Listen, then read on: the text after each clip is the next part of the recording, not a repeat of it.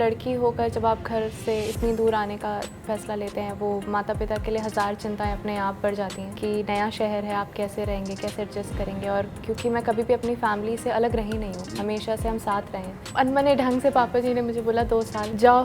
Eight the end for a woman in the society it's not an easy step to go out alone and change the world kind of thing. Hello and नमस्ते to everyone, आप सबका स्वागत है पंजाब केसरी और Navodaya times में। मैं हूं अमर। मिट्टी एक नई पहचान है जो होम कमिंग के बारे में और शायद बहुत जल्द आपके दिलों में भी घर बनाएगा। मैं हूं शो के कास्ट के साथ इशफाक सिंह और श्रुति, और मैं हूं शो के राइटर के साथ निखिल सर। कैसे हैं आप? थैंक यू, बहुत बढ़िया, बहुत अच्छे। Promotions, hectic, fun Fun. Fun और हमारे लिए तो बहुत फन है। राइटर को बहुत कम ही बुलाया जाता है प्रमोशंस के लिए। और इसीलिए वो इंटरेस्टिंग हो जाता है, क्योंकि जब राइटर्स से बात होती है तो अलग सवाल होते हैं। मेरे को आपसे सबसे पहले यही पूछना है, क्या? आपने आईआईटी से इंजीनियरिंग करी, फिर आपने आईएम से एमबीए किया, तो ये आईआईटी आईएम का जो कॉम्बिनेशन है बहुत किलर कॉम्बिनेशन है। जो भी इंजीनियर्स या एमबीए करते हैं उनको पता है इस चीज़ की वैल्यू। फिर आपने जॉब भी किया, तो एक वेल हाई अर्निंग जॉब को छोड़ के एक एकदम नए फील्ड में घुसना, I have not seen that happening. बहुत कम लोग ये करते हैं।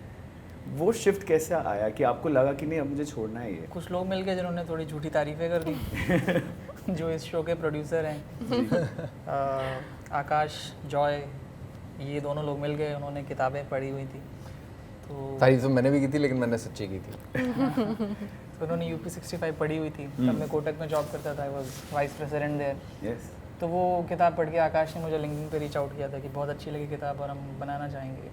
तो वो पहली बार ऐसा हुआ था कि किसी फिल्म इंडस्ट्री से जुड़े इंसान ने बोला था कि बनाना है, और उन्होंने बहुत ही अजीब सी शर्त रख दी थी कि बनाएंगे तभी जब तुम ही लिखोगे।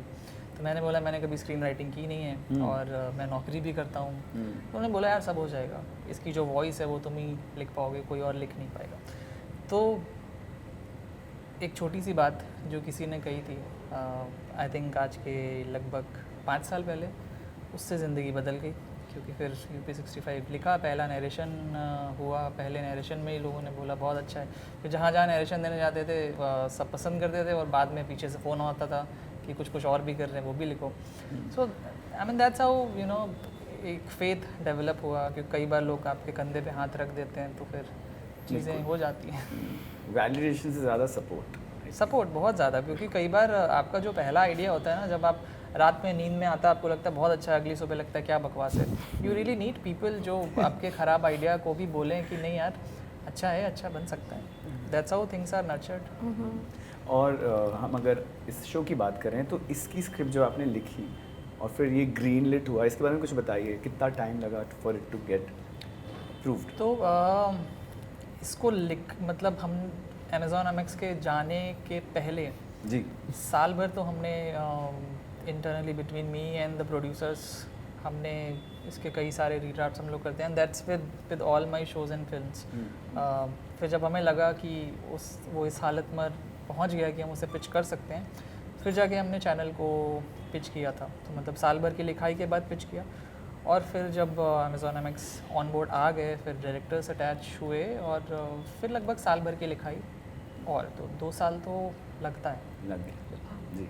Good things take time. Shruti, आप मुंबई से हैं?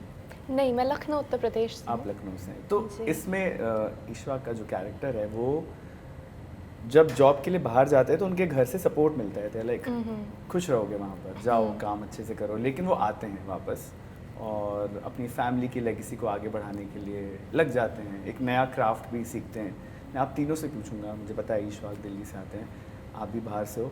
जब आप लोग ने अपने घर छोड़े थे एट फर्स्ट स्टेप, तो दो ही सिचुएशन हो सकते हैं। या तो माँ बाप जैसे कैरेक्टर इधर है कि वो सपोर्ट करते हैं and it gives you wings. जब पेरेंट का सपोर्ट होता है मुझे लगता है और किसी का सपोर्ट की जरूरत नहीं होती। या फिर वो थोड़े फिकल माइंडेड रहते हैं कि नहीं यहीं कुछ देखो। जब आप तीनों ने अपना घर छोड़ा for that first dream achieve करने के लिए, तो क्या था पेरेंट्स का कहना?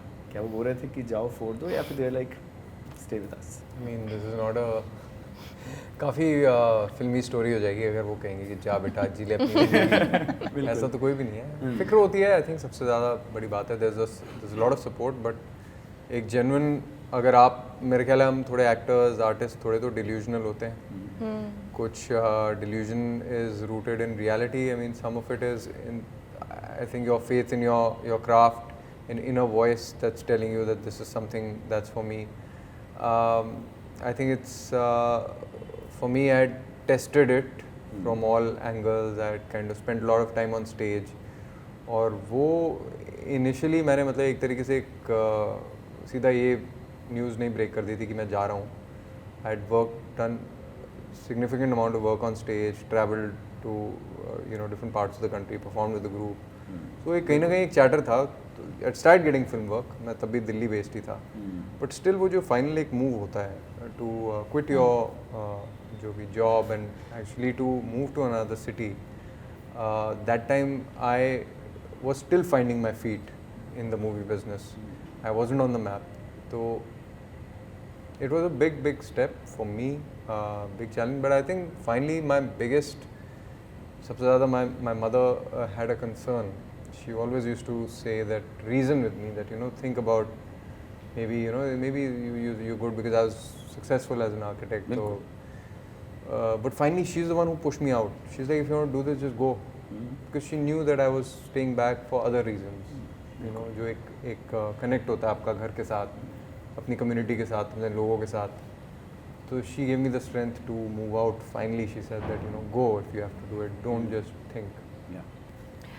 मैं जिस माहौल से आ रही थी, तो एक तो लड़की होकर जब आप घर से इतनी दूर आने का फ़ैसला लेते हैं, वो माता पिता के लिए हज़ार चिंताएं अपने आप बढ़ जाती हैं कि नया शहर है, आप कैसे रहेंगे, कैसे एडजस्ट करेंगे. और क्योंकि मैं कभी भी अपनी फैमिली से अलग रही नहीं हूँ, हमेशा से हम साथ रहे हैं, तो उनको उस चीज़ से कन्विंस करने के लिए मैंने अपने खुद के शहर में प्ले किया, पापा जी को दिखाया कि देखिए ये एक चीज़ है जो मैं दिल से करना चाहती हूँ. और वहाँ तो कल्चर में भी है काफ़ी जी, थिएटर प्ले करके. तो मुझे लगता है कि बहुत ही अनमने ढंग से पापा जी ने मुझे बोला 2 साल जाओ, ट्राई करके देखो, कुछ हो गया तो अच्छी बात है. क्योंकि वो भी इसी चीज़ के लिए चिंतित थे कि एक तो लड़की है, at the end for a woman in the society it's not an easy step to go out alone and change the world kind of a thing. But I'm really grateful कि उन्होंने मेरे पैशन को समझा, मुझे वो space दी और मुझे घर से निकलने की अनुमति दी कि जाओ बेटा. तो I think my family has always been my backbone. उन्होंने कभी भी मुझे अकेला पढ़ने नहीं दिया, चाहे काम रहा हो चाहे ना रहा हो. आज भी वो मेरे बैकबोन की तरह खड़े हैं. तो मैं इस मामले में बहुत ब्लेस्ड हूँ कि उन्होंने लिटरली मुझे बोला है, ठीक है 2 साल है मगर जी लो अपनी ज़िंदगी. मुझे लगता है ऐसी इंडस्ट्री इसमें कोई बिना फैमिली सपोर्ट के नहीं सर्वाइव कर सकता. अजीब, थोड़ा पागल कर देने वाली दुनिया है. जी, आपको बहुत ज़रूरी है. मेरी फैमिली, मेरी वाइफ, सब लोगों ने इतना सपोर्ट किया, अदरवाइज तो you will go mad in this industry. I am sure आप दोनों की फैमिली अब तो काफ़ी प्राउड होंगी and they must be relieved. आप एकेडमिकली इतने ब्राइट थे, तो फिर जब आप आए तब तो ऑलरेडी आप अपने लाइफ के बहुत मेजर डिसीजंस ले चुके थे इन टर्म्स ऑफ करियर. तो जब आप आए तो आई डोंट थिंक वहाँ से आपके पेरेंट्स से कुछ बोला होगा. दे मस्ट बी लाइक कि हाँ ही कैन डू इट. नहीं, मुझे ना उल्टा लगता है. देखिए, जब आप खाली नौकरियां खोज ही रहे होते हैं, मुझे लगता है उस समय आ जाना थोड़ा और ज़्यादा आसान हो जाता है, क्योंकि आपके पास दुविधा नहीं होती. हाँ, कॉन्फ्लिक्ट नहीं होता. जब आप बहुत बड़ी सैलरी आपके हर महीने 1 तारीख को क्रेडिट होती है ना, उस समय उसको छोड़ के ये कहना कि आप एक ऐसी इंडस्ट्री में आके राइटर बनोगे जहाँ पे, और सच्ची बोलूँ तो राइटर कुछ ही लोग हैं जो बहुत ज़्यादा इज्जत देते हैं राइटर को, ये बहुत मुश्किल होता है. अगर फैमिली, मेरी वाइफ, मेरे इन-लॉज, अजीब कि उन सारे लोगों ने भी बोला, अरे छोड़ो यार, तुम नहीं लिखोगे तो कौन लिखेगा. तो बड़ा अच्छा सपोर्ट मिला मुझे सारी फैमिली, वाइफ, इन-लॉज. क्योंकि यूजुअली इन-लॉज बोल देते हैं, उन्हें ज़्यादा चिंता होती है कि यार घर में कमा क्या होगा. तो मुझे तो इन सारे लोगों ने सपोर्ट किया, जो मेरे लिए बहुत अचंबा था. और अभी भी थैंक यू अंकल आंटी. बिल्कुल. अभी भी काम ड्राइड अप होता है तो मैं परेशान होता हूँ. वो लोग बोलते हैं हम लोग हैं, चुपचाप अपना काम करो, लिखो. तो मैं इसी चीज़ के लिए बनाया गया. That's lovely. It's a blessing. Yeah, it is. Coming to the show, जैसे अब मुद्दे की बात. बिल्कुल, जैसे आप दिखा रहे हैं शो में, हमने ट्रेलर में देखा, आप अपना जॉब छोड़ के आते हो और फिर बहुत कम लोग होते हैं, आई थिंक बहुत कम category of people real life में होंगे जो वापस आके फिर से अपने पापा मम्मी के अनफिनिश्ड ड्रीम्स को पूरा करें और वो लेगेसी को आगे बढ़ाएं. या फिर अंदर एक वो होता है कि यार अब मैं घर पे रहूँगा.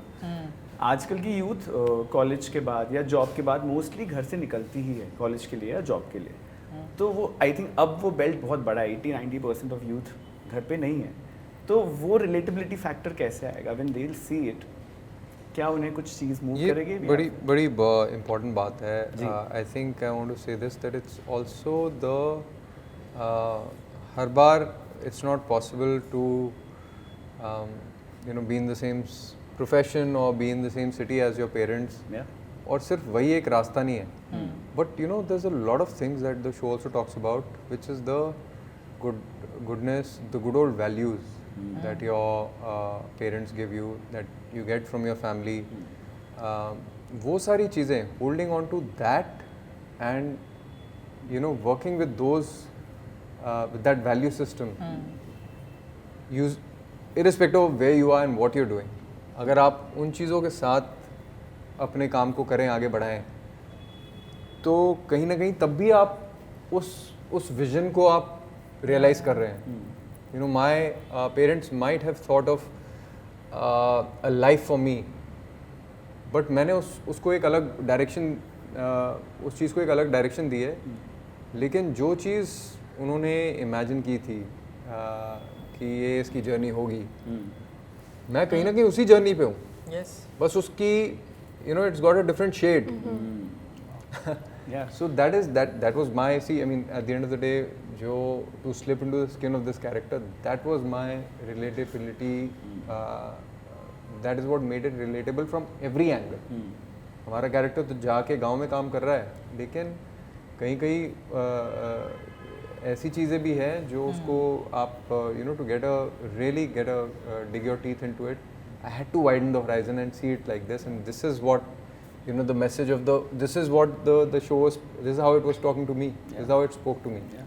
Great मुझे answer. यूनिवर्सल रिलेटेबिलिटी इसलिए भी लगती है, आप कहीं भी जा रहे हो ना, अगर आपको पेड़ पौधे सुंदर नेचर दिखता है, आप ठहर के क्यों रुक जाते हो? उसका एक बहुत बेसिक कारण है। 5 एलिमेंट जिससे आपका शरीर बना हुआ है, उसमें यू नो एक पानी है और एक मिट्टी है। आपके सबकॉन्शियसली आप बने ही वैसे हो, इसीलिए जब आप अच्छे सुंदर पेड़ पौधे, अच्छा नेचर दिखते हो, आप जा भी रहे होते हो, आप रुक जाते हो। छुट्टियां मनाने क्यों पहाड़ों पे जा रहे होते हो? बिकॉज आपके शरीर का वो हिस्सा है, आप रुक के वो आपको सबकॉन्शियसली आपको बुलाता है। आप जेनजी हो, XYZ ABCD जो भी होता है, हर इंसान के लिए रिलेट करता है, सबकॉन्शियसली रिलेट करता है। जी, और मुझे लगता है कि इस कहानी में एक होप भी है। फॉर एग्ज़ाम्पल मुझे लगता है कि अगर मेरे शहर में एक्टिंग की बहुत अच्छी अपॉर्चुनिटीज़ होती तो शायद मुझे घर छोड़ना नहीं पड़ता। Indeed, बिल्कुल। तो मुझे लगता है ये एक एंगल है जो यूथ को एक नई होप दे सकता है कि हमारे ही हाथ में है, देश तो यूथ ही बनाता है, तो तुम्हारे ही हाथ में है, तुम अपने ही गांव, अपने ही शहर में नई अपॉर्चुनिटीज़ भी क्रिएट कर सकते हो। तो मुझे लगता है ये भी एक बहुत स्ट्रॉन्ग मैसेज है हमारे शो से, that you can go back, make your own legacy, and it might change your life. जैसे ईश्वाक अभी बता रहे थे कि रिलेटेबिलिटी फैक्टर उसमें होता है कि आपका कोर नहीं चेंज हो रहा है, जो आप कह रहे हो आप अभी भी उसी वे में हो जो आपके मम्मी पापा ने आपके लिए सोचा था। मुझे लगता है बॉम्बे एक ऐसा सिटी है जो आपका कोर हिला सकता है in terms of your value system, principles everything, because this industry specially है, मुझे लगता है इसमें पोटेंशियल है टू चेंज द पर्सन। जो वो आए थे फिर वो 10 साल बाद शायद चेंज आते हैं। आप लोगों के लिए व्हाट इज दैट थिंग, वो मंत्रा क्या है कि नॉट टू चेंज? क्योंकि मेरा वो बिगेस्ट फियर है दैट ये ना हो कि आज से 10 साल बाद मेरे दोस्त स्कूल वाले बोले कि तुम वो रहे ही नहीं। That is my biggest fear, their loss. How do you guys see कि क्या ये इंडस्ट्री चेंज कर देती है लोगों को? कोर आई मीन मुझे लगता है कि जो मैंने अपने अगल बगल लोगों को देखकर मैंने रियलाइज़ किया है कि सभी एक मुखौटा लेकर घूम रहे हैं। घर जाते हैं तो मुखौटा उतार के रख देते हैं, और वही आडंबर आपको घर से निकल कर करना है और अंदर आते ही छोड़ देना है। मेरे लिए जो सबसे स्ट्रॉन्ग फैक्टर रहा है अपने घर और अपने आप से जुड़े रहने का, वो मेरा परिवार है, मेरे दोस्त है। मेरे लिए मेरी फैमिली और मेरे फ्रेंड्स इतने, मेरे लिए जो इमोशनल वैल्यूज़ हैं वो इतनी स्ट्रॉन्ग हैं कि, और वो हमेशा रहे हैं। लाइक मैं घर आई होंगी तो मेरे घर में कभी कभी किसी ने मुझे एज एन एक्टर या तुमने अच्छा कुछ कर लिया सर, मम्मी आज भी मुझे उसी तरीके से डांट भी देंगी, डपट भी देंगी, और मेरे दोस्त भी मुझे आज भी वैसे ही ट्रीट करते हैं जैसे मुझे स्कूल में। तो मेरा सौभाग्य है कि मैं ऐसे लोगों से घिरी हुई हूँ जो मुझे हर दिन ज़मीन पर टिके रहने में मदद करते हैं। बाकी वो खाटा सब वो है। तो है बिल्कुल। ईश्वर? I think change is good, yeah, inevitable. But as long as I guess it's a transformative experience, things that क्योंकि you कहीं ना कहीं I think you step out of your house with a foundation. जी Assume that it's a solid foundation, then you build on it. Correct. And yeah, I think it's something that which is what actually my mentor told me, that I'm not going to you need to take, and every acting coach worth his salt, good old traditional teachers, they say this, that we don't want to teach you something, a few tricks, but we want to enable you, give you enough tools so that you can go out there and collaborate with different directors, which means we'll give you a foundation that you can then further keep building on. या So it's that, yeah. I think it's really, it's no different where we are as a person, as a professional, whether you're in Bombay or whether you're in any other city, any other profession. That's, I think, something that अगर आपकी वो नींव जो है वो मजबूत है, तो I think it's just about protecting it, stealing it from anything else. या ब्यूटीफुल। लास्टली मुझे सिग्नल मिल चुका है, तो सबसे एक चीज़ मेरे से पूछनी थी। मैं अभी आ रहा था रास्ते में, I was seeing an interview जिसमें नसरुद्दीन शाह सर बोल रहे थे कि मैं अभी भी एक्टिंग का स्टूडेंट हूँ, स्टिल लर्निंग।